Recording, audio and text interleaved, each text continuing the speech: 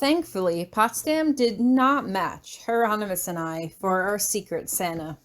I actually got paired with Daniel, which wasn't too terrible. I thought we were only supposed to be matched with people from our class year, but it seemed that Potsdam was fond of making exceptions when it came to me. I made Daniel a sparkling white card filled with pictures of snow and angels and harps, while Daniel made me a red card filled with traditional Christmas images of holly and bells. Although I wasn't a fan of making cards in general, I had to admit that I was glad that there was at least one school assembly that I could take part in where I didn't have to feel like a complete outsider. At the close of classes on Friday, Potsdam calls us all together for a final assembly. "Hello, my young students," Potsdam begins. "The tradition of Christmas is one of giving and sharing. Many of you will be returning to your homes to exchange gifts and spend time with friends and family.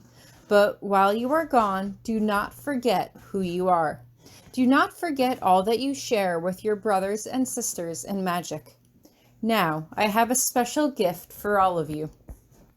She disperses white magic over the crowd. On the stage beside her, Hieronymus shudders with distaste, and I can't help but wonder if she did this every year or if she only started the tradition as a way to identify who Hieronymus had feelings for.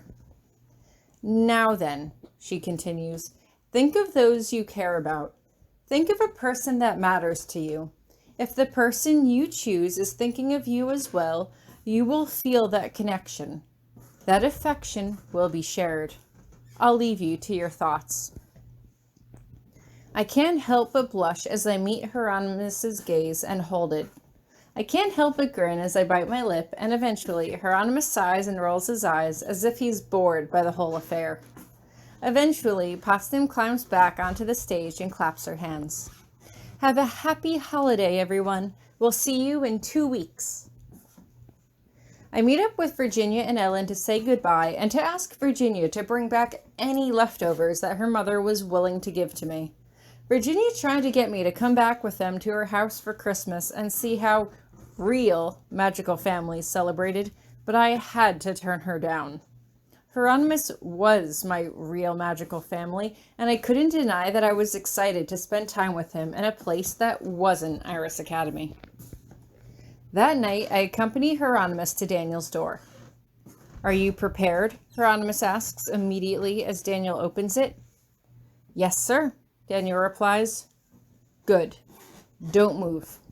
He twists his hand, and the world twists around us.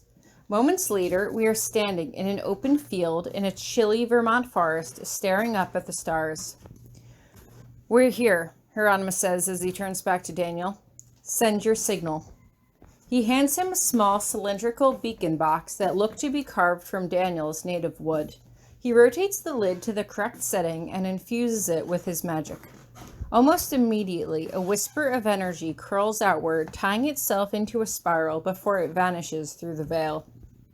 Daniel had already informed me that Hieronymus wasn't going to escort him into the other world because of his distaste for spirit magic, and that he was only escorting him this far due to pressure from his parents. I just nodded along to his words, determined not to let slip that the real reason Hieronymus wouldn't escort him into the other world was so that he could save his magic to teleport us to Ravane Cottage. A flurry of what appears to be fireflies suddenly appears out of nowhere, and we watch them dance for a few moments before Hieronymus speaks up again. "Should you decide not to return for the spring semester, I would appreciate being notified in advance." I want to chide him, but Daniel just smiles up at us both. "I'll see you two next year," he says as he holds up the beacon, letting the spirits stream into it. He activates the sigil and immediately steps into the other world. "So," I say as I grin at Hieronymus, "ready to start our own holiday?" Hieronymus just smirks at me as he offers me his arm, and together we teleport away into the night. "Tori, you can open your eyes now." I blink to see us standing in the middle of a grand foyer. There's a white angelic fountain in the center, surrounded by flowing water that drained out into a basin, making a cross shape on the floor. I can't quite tell what the walls are made of, but the floors all appear to be some kind of polished white and gray marble. Whoa. I can't help but flush as I look up at the portraits on the walls high above me.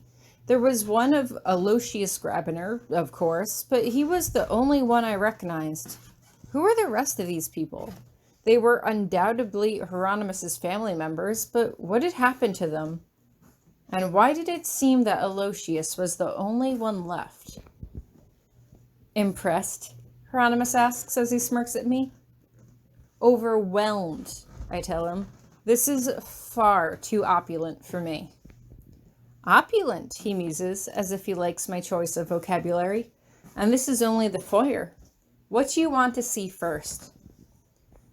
Whatever you want to show me, I tell him, and he nods as he leads the way through a door on his left.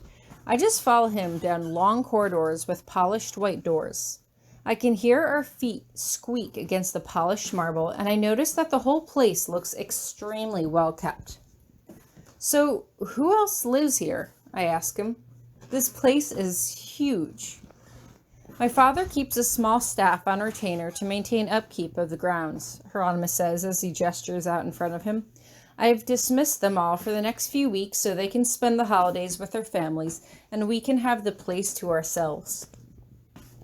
All to ourselves, I ask, and Hieronymus chuckles as the color lines my cheeks.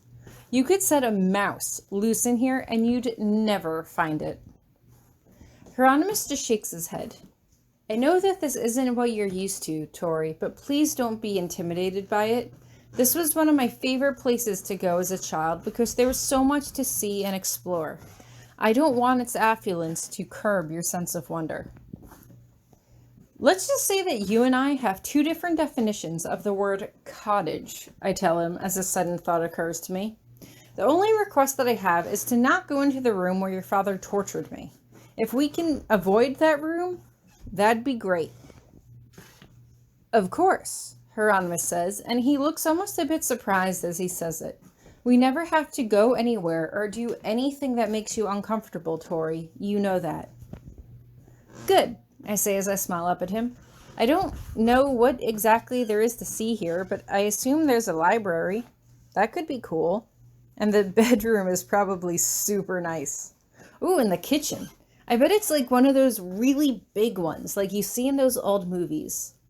I pause as I look up at him. Wait a minute, if there's no one else here, how are we supposed to eat? Hieronymus just chuckles. I'll cook for you. You cook? I raise my eyebrows. When is the last time you have ever even seen a stove? Hieronymus just scoffs. It can't be that hard. I let out a giggle as I grin up at him. We'll figure it out together. It'll be a culinary adventure. I can't help but beam as I grab onto his arm and hug it between both of mine as we walk. I don't think I've seen you look this happy in quite some time, Hieronymus observes. I can't remember the last time I had a real vacation, I remind him. We've both been at Iris Academy for way too long. It's nice to go somewhere that's just new and different, you know? I can't help but flush. Well, new and different to me, but... It's a new experience for me too, Tori, Hieronymus says. I never thought that I would ever come here as a married man, but there is something vaguely exhilarating about sharing with you some of my favorite experiences as a child here. Like what? I ask, and Hieronymus just smirks a devilish grin as he leads me through a pair of double doors. The air in this room is immediately different, and I can't help but gape at the giant Olympic-sized pool that sat in the middle of the room. A small waterfall flowed out of the wall at one end, and there looked to be a bubbling jacuzzi spanning the other side of the glass wall, which looked out over a large green lawn.